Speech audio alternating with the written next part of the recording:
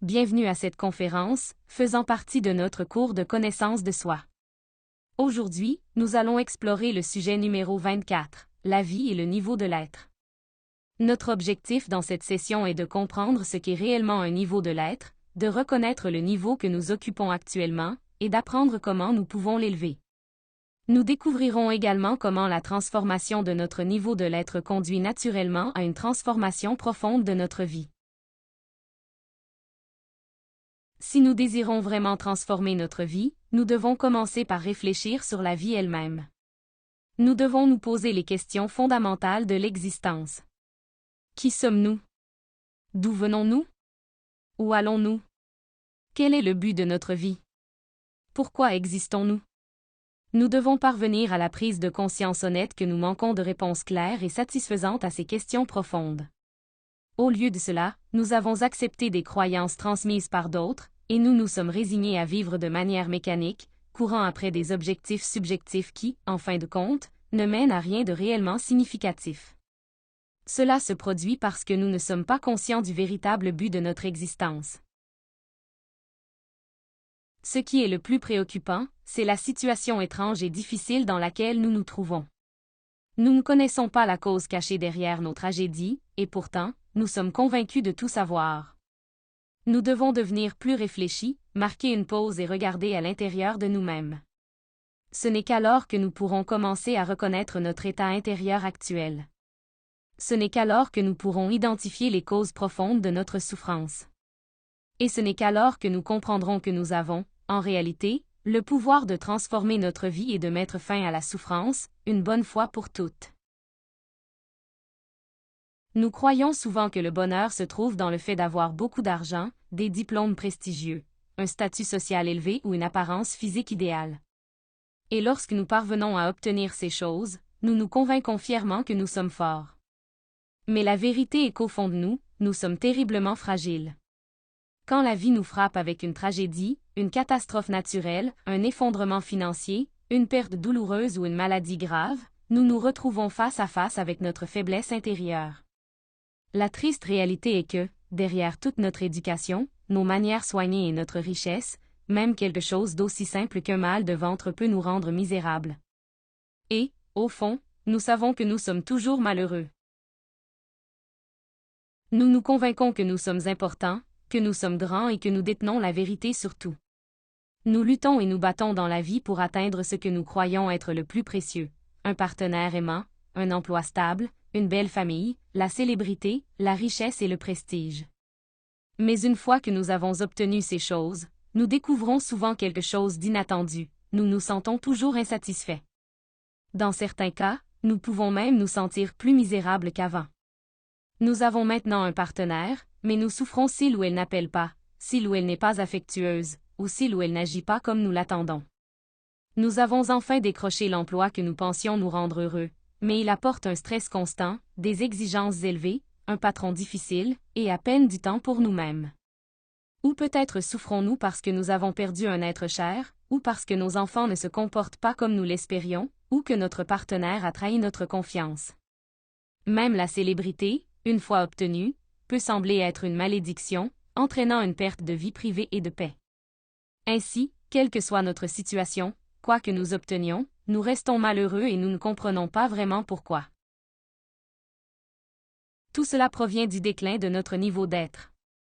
Bien que nous aimions croire que l'humanité progresse et évolue, un simple regard sur l'histoire universelle révèle le contraire, nous sommes les mêmes barbares du passé. Et au lieu de nous améliorer, nous nous sommes en réalité détériorés. Nous vivons à une époque d'accès sans précédent à l'information, et pourtant c'est aussi l'époque de la plus grande ignorance. Presque plus personne ne prend le temps de rechercher ou de chercher une compréhension réelle. Au contraire, tout cet avancement technologique et cet accès facile au savoir ne nous ont rendus que plus paresseux, plus lubriques, plus avides, et plus envieux. L'humanité est prise depuis longtemps dans un processus de déclin. La vérité est qu'aucun changement externe ne peut produire un véritable progrès intérieur ou spirituel. Tout le monde veut changer le monde, mais personne ne veut se changer soi-même. La véritable transformation des masses, de l'humanité dans son ensemble, est impossible à moins que l'individu ne se transforme d'abord. Les masses ne sont que la somme des individus. Si la société actuelle est dans l'état où elle se trouve, si elle souffre de tant de problèmes, c'est parce que nous, en tant qu'individus, portons ces mêmes problèmes en nous. Pourtant, nous préférons nous plaindre de la corruption du gouvernement tout en justifiant sans cesse notre propre corruption intérieure. Si nous faisons partie de cette société, c'est parce que nous sommes en résonance énergétique avec le monde qui nous entoure. Et si nous voulons vraiment voir un changement significatif, à la fois dans nos vies et dans le monde, nous devons commencer par nous changer nous-mêmes. Nous devons élever notre niveau d'être. Alors, qu'est-ce qu'un niveau d'être exactement? Tout comme il existe différents niveaux dans la société et classes économiques ou sociales, il existe aussi différents niveaux d'être. Mais un niveau d'être est quelque chose de moral et de spirituel. Il reflète qui nous sommes vraiment à l'intérieur. Et cela n'a rien à voir avec notre âge, notre statut social, notre éducation, notre beauté ou notre célébrité. Notre niveau d'être pourrait être celui d'une personne dominée par la jalousie, ou la dépression, ou la dépendance, ou la violence. Cet état intérieur, quel qu'il soit, est notre véritable état actuel, que nous soyons riches ou pauvres, instruits ou ignorants, connus ou inconnus, jeunes ou vieux. C'est ce que nous sommes à l'intérieur qui définit notre niveau d'être, et c'est cet état intérieur qui attire les circonstances que nous vivons dans la vie. Une personne lubrique attirera constamment des situations, des scènes, et même des drames douloureux remplis de désir, parce que c'est l'énergie qu'elle porte en elle. Un ivrogne attirera naturellement des compagnons de boisson et se retrouvera toujours dans des bars, tavernes ou lieux similaires. Et qu'en est-il des cupides? Des égoïstes? Que attireront-ils? Combien de problèmes, de conflits, voire de malheurs, ou même la prison, pourraient en résulter? Selon la loi d'attraction, ou la loi de correspondance, nous attirons toujours dans notre vie des personnes et des circonstances qui correspondent à notre niveau d'être. C'est pourquoi ce qui nous est arrivé hier se répète souvent aujourd'hui, et se reproduira demain. Nous continuons à commettre les mêmes erreurs, piégés dans les mêmes cycles, sans jamais apprendre les leçons profondes de la vie. Nos vies deviennent des rediffusions sans fin des mêmes conversations, des mêmes actions, des mêmes regrets. Cette répétition fastidieuse de drames, de comédies et de tragédies se poursuivra tant que nous porterons en nous les éléments indésirables de la colère, de l'avidité, de la luxure, de l'envie, de l'orgueil, de la paresse, de la gourmandise, et bien d'autres encore. Tant que notre niveau d'être restera le même, la misère, le conflit et le malheur se répéteront indéfiniment. Car tout ce que nous vivons extérieurement, sur la scène de ce monde, n'est rien d'autre qu'un reflet de ce que nous portons en nous. Le monde extérieur est toujours un reflet de notre monde intérieur. Lorsque nous changeons intérieurement, et que ce changement est profond et authentique, notre vie extérieure, les circonstances que nous rencontrons, commencent également à changer. Mais pour que cela se produise, nous devons véritablement aspirer à une transformation. Nous devons désirer ardemment nous libérer des routines ternes de la vie quotidienne, de l'existence mécanique et répétitive qui nous laisse vides. Si nous voulons sincèrement un changement radical, la première étape consiste à reconnaître que chacun de nous se trouve actuellement à un certain niveau d'être. Alors, demandez-vous, quel est votre niveau d'être? Avez-vous déjà vraiment réfléchi à cela? Il est impossible de passer à un niveau supérieur si nous ne prenons pas d'abord conscience de l'endroit où nous nous trouvons actuellement. Si nous ne savons pas quels défauts psychologiques nous maintiennent bloqués, provoquant anxiété, tristesse, conflits, déception, difficultés financières ou problèmes familiaux, alors nous ne pourrons pas les éliminer. Et si nous ne les éliminons pas, nous ne pourrons tout simplement pas élever notre niveau d'être. Pour mieux comprendre l'importance d'élever notre niveau d'être, visualisons un grand escalier vertical, s'étendant des profondeurs les plus basses aux hauteurs les plus élevées, avec d'innombrables marches. Chacun de nous se tient quelque part sur cet escalier. En dessous de nous, il y a ceux qui vivent dans des états de conscience inférieurs. Au-dessus de nous, il y a ceux qui ont atteint des états supérieurs, plus éveillés, plus conscients, plus vertueux. Cet extraordinaire escalier vertical représente tous les différents niveaux d'être, chaque marche reflétant un état intérieur différent. Chaque personne occupe un niveau différent, selon sa réalité intérieure. Maintenant, imaginez aussi une ligne horizontale, la ligne de la vie. Cette ligne horizontale représente le temps. C'est le long de cette ligne que nous naissons, grandissons, nous marions, avons des enfants, vieillissons et finissons par mourir. Notre personnalité se forme et fonctionne le long de cette ligne horizontale. Mais l'être, notre véritable essence intérieure, n'appartient pas au temps. L'être se déplace sur la ligne verticale, pas sur la ligne horizontale. Il existe en nous en cet instant même, au-delà du passage du temps. Sur ce merveilleux escalier vertical, le temps n'existe pas. Tout ce qui existe, ce sont les niveaux d'être, et un niveau plus élevé est toujours juste un pas au-dessus, accessible d'instant en instant. Ce n'est pas quelque chose à trouver dans un futur lointain. C'est ici. C'est maintenant. C'est en nous. La personnalité naît et meurt dans le temps, mais l'être intérieur est éternel. Maintenant que nous comprenons que la seule véritable façon de transformer notre vie est d'élever notre niveau d'être, la question suivante est: comment y parvenir? La première étape consiste à reconnaître le niveau sur lequel nous nous trouvons actuellement. Nous le faisons par l'auto-observation et la réflexion, en prêtant une attention particulière à ce que nous attirons continuellement dans notre vie. Quel genre de personnes sont le plus souvent autour de vous? Quel type d'événements semble se répéter encore et encore? Prenez un moment pour réfléchir aux qualités de ceux qui composent votre environnement. Sont-ils colériques, envieux, paresseux, manipulateurs, avides, ou toujours en train de se plaindre? Vous retrouvez-vous entouré de conflits, de vices, ou d'une négativité constante? Selon la loi de correspondance, les personnes et les circonstances que nous attirons sont le reflet de ce que nous portons à l'intérieur. Il existe une résonance psychologique intérieure, ce qui nous entoure reflète notre niveau d'être actuel.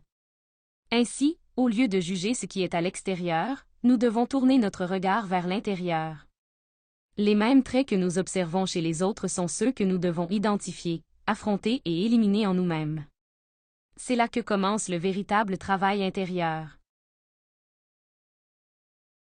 Une fois que vous commencez à reconnaître votre niveau d'être, votre véritable état moral et psychologique, un profond et sincère désir de changement doit s'éveiller en vous.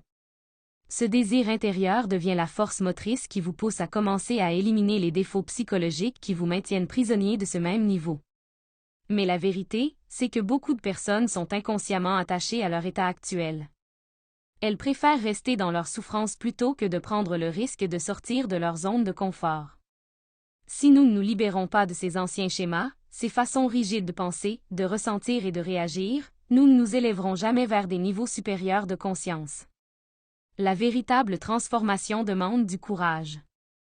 Cela signifie lâcher ce qui nous est familier, même si cela fait mal, et choisir plutôt de grandir et de s'éveiller. Maintenant que nous comprenons l'importance d'élever notre niveau d'être, nous devons aussi reconnaître qu'il n'existe qu'un seul endroit, et un seul moment, où cette transformation est possible, ici et maintenant. Cet instant, le présent, est le point où les lignes verticales et horizontales de la vie se croisent, formant une croix. C'est précisément à cette intersection que nous avons l'opportunité de changer. La possibilité de se transformer ne se trouve pas dans le passé, ni dans un événement futur. C'est uniquement en restant dans un état constant d'auto-observation que nous pouvons reconnaître les défauts psychologiques qui nous maintiennent bloqués, et commencer à les éliminer. Ici et maintenant, nous pouvons observer les défauts qui nous limitent. Vices, violence, peur, paresse, envie, ressentiment, tristesse, orgueil, apitoiement sur soi, et bien d'autres encore. Et c'est ici et maintenant que nous avons la puissante opportunité de nous en libérer, en montant, à cet instant précis, à un niveau d'être supérieur. Rappelez-vous, un niveau plus élevé est toujours juste un pas au-dessus de nous, accessible non pas dans un futur lointain, mais dans l'instant présent, en nous, sur l'escalier vertical de l'être. Tous nos problèmes, absolument tous, peuvent être résolus si nous apprenons à changer notre niveau d'être. Pour cela, nous devons apprendre à voir les deux lignes, la verticale et l'horizontale, telles qu'elles se croisent en nous à chaque instant. Sur la ligne horizontale, nous vivons nos expériences quotidiennes, situations, personnes, douleurs, problèmes financiers, souffrances. Mais sur la ligne verticale, il n'y a ni passé ni futur. Il n'y a que l'instant présent, et en lui, la possibilité de s'élever, d'atteindre un état plus éveillé, plus conscient. Et la clé, c'est toujours l'auto-observation. Prenons un exemple concret. Imaginez que vous réfléchissiez à votre vie actuelle et que vous réalisiez que vous êtes constamment confronté à des disputes et à des conflits avec quelqu'un, peut-être un collègue, un partenaire ou un membre de la famille. Cette situation est devenue répétitive, et vous voyez qu'elle vous rend malheureux. Vous comprenez que vous êtes coincé dans ce cycle, piégé dans ce niveau d'être, et vous ressentez maintenant le désir sincère de changer. Alors, vous commencez à rester attentif, à observer vos pensées, vos émotions, vos paroles et vos actions, à chaque instant. Puis, lorsque le conflit survient à nouveau, au lieu de réagir automatiquement, vous vous observez. Vous remarquez comment l'orgueil commence à monter dans votre esprit lorsque l'autre personne vous critique ou vous accuse. Vous sentez l'impatience, la colère ou le ressentiment bouillonner dans vos émotions. Mais parce que vous êtes présent, vivant cet instant précis, vous ne vous identifiez pas à ces réactions. Vous les voyez. Et en les voyant, vous gagnez du pouvoir sur elles. Vous réalisez, voici mon niveau d'être, orgueilleux et réactif. Sans cette conscience, vous continueriez à vous disputer encore et encore, sans jamais comprendre pourquoi. Mais maintenant que vous avez reconnu le défaut, vous pouvez commencer à l'éliminer. Comment? Vous refusez consciemment de laisser ces forces négatives prendre le dessus. Et vous demandez, avec sincérité, de l'aide, à la force divine qui est en vous. Vous demandez mentalement à votre divine mère. Ma mère, élimine ce défaut de moi. Vous faites cela pour chaque pensée orgueilleuse, pour chaque émotion de colère, pour chaque tension qui apparaît dans votre corps. Et que commence-t-il à se passer? Chaque défaut psychologique détient une portion de votre conscience emprisonnée. Lorsque ces défauts sont éliminés, ces étincelles de conscience sont libérées. Et vous commencez à agir, non pas à travers l'ego, mais avec clarté et conscience. Vous venez de franchir une marche dans le niveau d'être. Rappelez-vous, il faut être deux pour se disputer, mais si une personne transforme consciemment sa réaction, toute la situation change. Et si vous continuez cette pratique, vivre dans le présent, vous observez, des changements intérieurs profonds auront lieu. Et ces changements intérieurs commenceront à se refléter à l'extérieur. D'instant en instant, tant que nous restons vigilants et enracinés dans le maintenant, nous avons l'opportunité d'élever notre niveau d'être. Ainsi, lorsque de futurs conflits ou difficultés surviendront, que ce soit avec des collègues ou en famille, vous serez prêt. Vous observerez. Vous apprendrez. Vous éliminerez les causes intérieures. Et à mesure que vous montrez, marche après marche, vous n'attirerez plus les mêmes types de personnes ou les mêmes situations douloureuses. À chaque niveau d'être, nous attirons ceux qui vibrent avec ce niveau. Aux niveaux inférieurs, nous attirons des circonstances et des individus lourds, pleins de conflits. Mais en nous élevant, en récupérant la lumière de notre conscience cachée derrière chaque ego, nous commençons à attirer des personnes avec qui nous partageons une affinité spirituelle plus profonde, celles qui travaillent elles aussi sur elles-mêmes, qui s'éveillent, qui changent. Et c'est ainsi que la vie commence à se transformer, de l'intérieur vers l'extérieur. Il y a un point important que nous devons garder à l'esprit lorsque nous travaillons à élever notre niveau d'être, c'est d'éviter de tomber dans l'erreur de juger ou de critiquer ceux que nous pensons être à un niveau inférieur au nôtre. Parfois, lorsqu'une personne surmonte un vice ou effectue un changement important dans sa vie, elle peut commencer à critiquer ceux qui n'ont pas encore trouvé la force de faire de même. Mais ce genre de critique révèle un manque total de compréhension, et, en réalité, cela nous ramène immédiatement aux niveaux inférieurs de l'être. Si nous avons véritablement éliminé un défaut en nous, si nous nous en sommes réellement élevés, alors nous comprendrons, par expérience, comment ce défaut fonctionne. Nous verrons comment il s'empare des émotions d'une personne, comment il obscurcit sa pensée et à quel point il peut contrôler profondément la vie de quelqu'un. Et avec cette compréhension vient la compassion.